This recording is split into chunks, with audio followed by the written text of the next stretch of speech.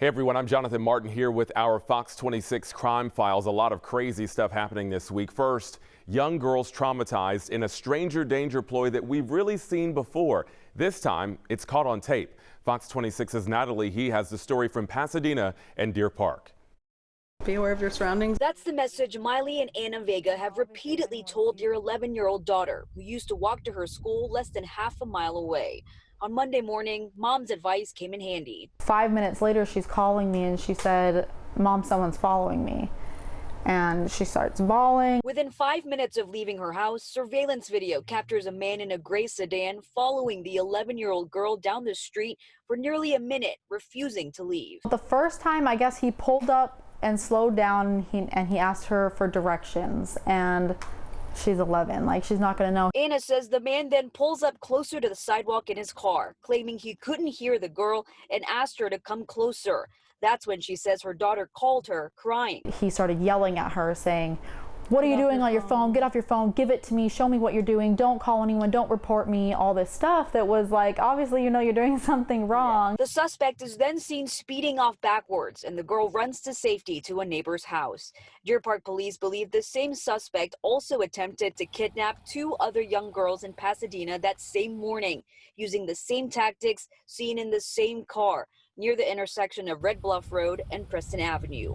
In one instance, authorities said he pulled out a gun and threatened to hurt the girl if she didn't comply. We know that it's a white or light-skinned Hispanic male, early 20s, stubble, goatee, medium build, and we believe it's a dark-colored Honda Civic with a sunroof and dark wheels. Wow. Well, one thing to remember, most of us do have smartphones these days, so for an adult to be asking for directions or asking for help, just something to make you think twice. Well, now to this story that I think is just unbelievable. A woman working at a tire shop facing a brutal beatdown, and even crazier, this all happened in the middle of the day. Fox's Tiffany Justice has this attack that again was caught on camera. We received a call this morning around 10:50. We were getting robbed, and that our secretary, she's the one that took the big hit. Another daytime robbery of an auto shop caught on surveillance video. The owner of Tire Shop Exclusive DTS speaking with Fox 26 after their business was targeted by a robber who also brutally beat one of their female employees. We were down the street, we're like 5 minutes away, and when we pulled up, she could barely speak and she was in shock.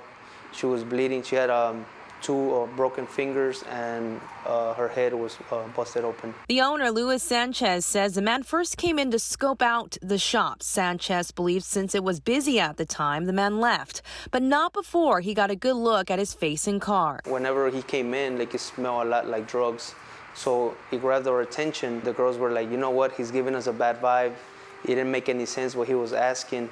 So when I turned around, you know, I saw what he was driving. I paid attention to his face, and sure enough, it was him. Their employee is now trying to heal, but suggests other businesses also investing into a surveillance setup and possibly more. Definitely invest in a camera and like a panic button. The reason why he pretty much got away is because we didn't have a panic button. She was getting pretty much beat up. As we heard one of the victims say earlier this week, these guys need to find a job. These guys, that would be the case. 3 robbers found 2 different ways to steal money from a North Houston convenience store. So they busted into this business back on March 24th. One of them pried open one of the gaming machines while the other threatened to shoot the clerk if they didn't hand over the money. They got away with money from the register and that gaming machine. You know, this next story had so many of us here just shaking our heads. We were just in disbelief. Some terrifying moments for a woman in Southwest Houston. She was really just doing what all of us do. She was walking into her home when a masked gunman just ran right up on her and robbed her. Fox 26's Rashi Vats has this story. Tanya Robertson stunned by an armed man jumping out of a car and pointing a gun at her. No, I didn't see him at all. It's just when I got off work, it's 6:30 in the morning, and I pulled up, and that's when I got out the car. That's when he pointed the gun to my head, and I was like this. She threw her items and screamed. Came to me with the gun on me, and I'm like, threw my purse and everything. Give me your money, give me all you got, whatever. Tanisha, he said her name, Tanisha. Really? Yes, said you got money, you got that bank or whatever, and I'm like, what? And I'm like, I don't have no money, but I had just cashed my income tax checks. It happened on March 25th, but she says she's still shaken up. Now I'm nervous. I'm thinking, you know, I have to look. When I go outside, I have to protect myself. I have to protect myself getting in my car, and I have to protect myself when I come home from work. You know, it's crazy. Rashi Batts, Fox 26 News. Well, Houston rapper and philanthropist Trey the Truth did track down the woman this week, and he was able to help her. He shared this photo of her holding an envelope. It's not the first time, of course, that he has helped out in the Houston community. Trey does a lot really around the Houston area. Just last week and last year, in fact, he was awarded the Presidential Lifetime Achievement Award for all of his humanitarian efforts.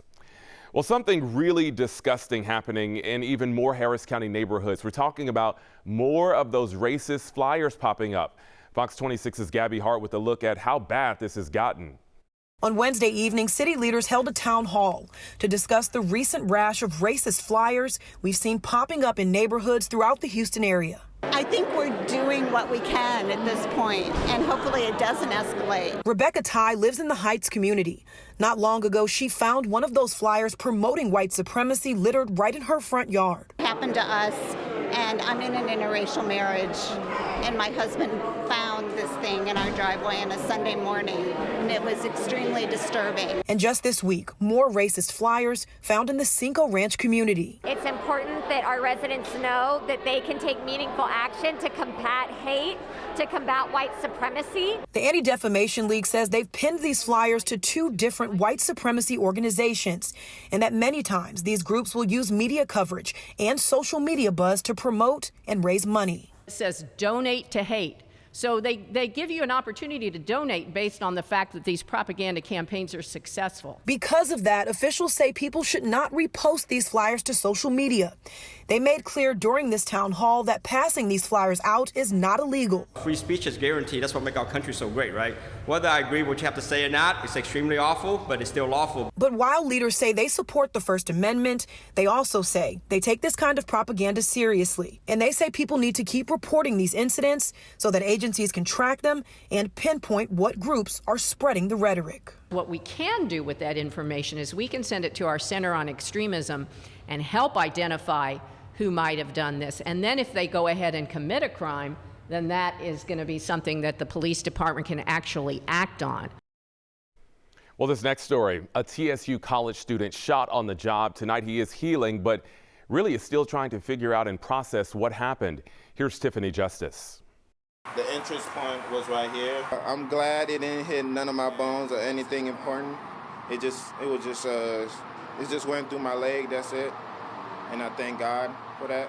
The victim in this surveillance video, who was shot while at work by a robber, now speaking with Fox 26, just grateful he's still here and able to heal. Charles Iracunda, a civil engineering student at TSU, was shot in the leg, blood all over, saying the 2 robbers came in guns out. While they was walking in, that's when I seen one of them pull a gun out. And when I was pulling a gun out, that's when I put my hands up. The Houston Police Department saying the second suspect walked around the counter while also demanding for money, Iracunda complying. That's when the one with the gun started asking for me to open the register. The one with the gun shot, I don't know why, but I had already opened the register. His body in full fight or flight mode, saying he didn't even notice he was shot. When he shot, I didn't feel nothing. My coworker, she's the one who started saying, "Why did you shoot him?" So I'm like, why is she saying that? So I looked down and just seen a lot of blood on the floor. For his female coworker, he says she's decided not to go back into work. She started crying and everything, and she was panicking. HPD now looking for 2 suspects, black males, one wearing a red pullover, orange cap, and black pants at the time, the other an orange shirt, navy blue cap, and gray pants. All I can say, get a job. Well, thank goodness this one isn't around here, but come on, folks. Fox 26's Caitlin Monty with the 2 California kids making national headlines for their encounter with a neighbor who has been dubbed the Santa Ana Karen. Get the hell off the sidewalk now. Excuse me? Get off the sidewalk. Please don't touch me.